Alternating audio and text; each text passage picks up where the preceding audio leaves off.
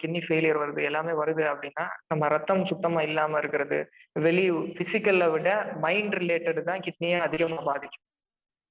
பிசிக்கலா ஏதாவது ஒரு பிரச்சனை வருது. இவனும் அதே தான் சாப்பிடுறான், பக்கத்துல இருக்கிறவனும் அதே தான் சாப்பிடுறான், கிளாஸ்ல இருக்கிறவங்க எல்லாருமே அதே தான் சாப்பிடுறாங்க. இவனுக்கு மட்டும் ஏன் அந்த பாதிப்பு வருது அப்படின்னா, மனசு அந்த கிட்னிய பாதிக்குது. இதுதான் 100ல ஒரு 70% பேருக்கு கிட்னி பாதிக்கக்கூடிய ரீசன். இப்ப பயம் எந்த அளவுக்கு இருக்குதோ, அந்த அளவுக்கு கிட்னி வீக் ஆகும். தைரியம் எந்த அளவுக்கு இருக்குதோ, அந்த அளவுக்கு கிட்னி ஃபெயிலியர், கிட்னி சம்மந்தப்பட்ட பிரச்சனை இருந்தாலும் அத எதிர்த்து போராட முடியும். அத எதிர்த்து ஜெயிக்க முடியும். இப்ப சின்ன வயசுல ஒரு உதாரணம்.